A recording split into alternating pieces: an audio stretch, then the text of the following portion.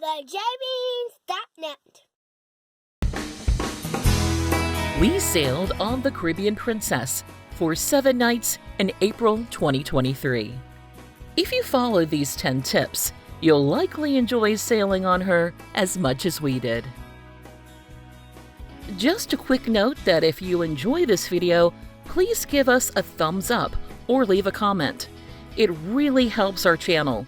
And consider subscribing so you get alerted when we add new videos. Our first tip is to head to the aft elevator area on Deck 7 if you're trying to access the Palm Dining Room on Deck 6.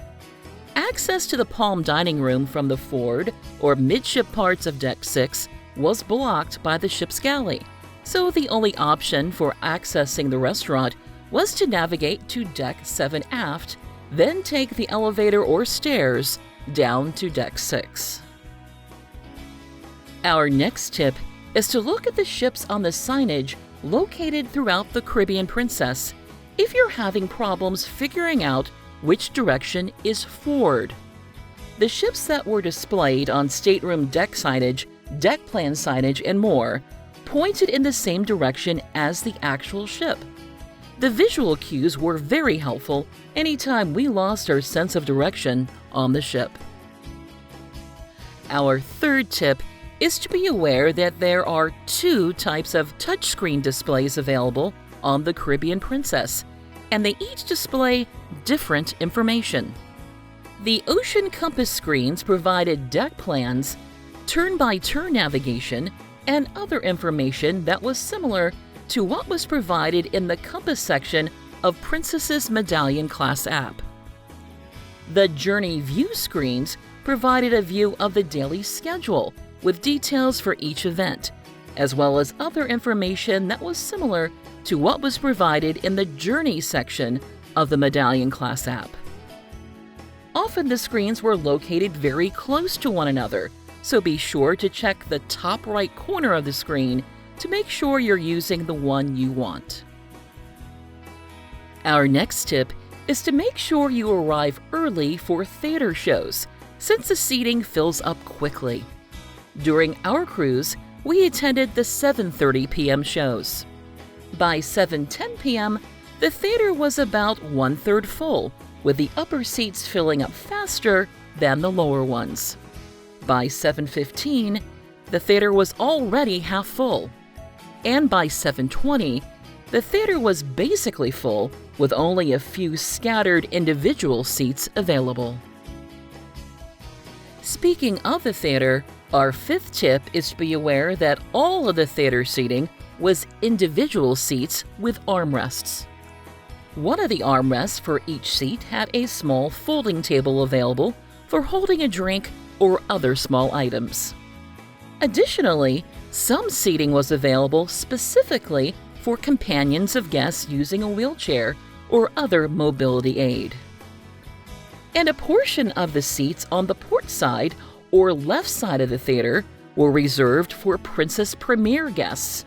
The reserved seats were released to the general public 5 minutes before showtime. Our next tip is to head to the back of Deck 15 on the Caribbean Princess to find a smaller, less crowded version of the World Fresh Marketplace buffet. Situated near the steamers and plank barbecue areas, the smaller buffet had a bit less selection than the main buffet. However, it was still a great alternative, especially when the main buffet was more crowded. A full drink station was available near the buffet, and we often found plenty of open seating nearby. Continuing further back to the terrace pool area, even more seating was available outside. Speaking of the buffet, our 7th tip is to check the labels for each food item on the buffet if you're looking for information related to dietary restrictions. During our cruise, we found labels for sugar-free, gluten-free, and contains nuts. Our next tip is to look for the self-service kiosks located near guest services if you need a printed statement of your total account charges. During our cruise, guest services was often quite busy, and the kiosk allowed us to print an account statement for our entire stateroom without having to wait in line. Our 9th tip is to check out the Caribbean Princess's library if you're looking for some old-school entertainment while on board. The library shares a space with the ship's internet cafe, which has about a dozen computer stations available. However, the library is relatively hidden from view behind the wall at the entrance. Once you turn the corner, you'll see a good selection of books and an impressive collection of board games. During our cruise, we found numerous copies of popular games such as Clue, Monopoly, Stratego, Trivial Pursuit, Pictionary, Checkers, and more. Additionally, a daily printed word scramble, crossword, and Sudoku were also available.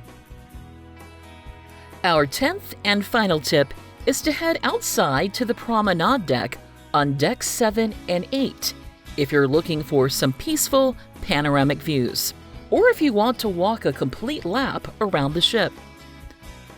During our cruise on the Caribbean Princess, ample seating was usually available in the form of wooden benches, wooden chairs, and cushioned chairs. Additionally, most of the deck was pleasantly shaded, depending on the time of day. Although the Promenade Deck was continuous, stairs were required to transition between Decks 7 and 8 toward the front of the ship. We rarely saw anyone on the Deck 8 portion of the Promenade Deck, but it was also very windy every time we visited. Take note that one lap around the deck was a little bit more than a third of a U.S. mile.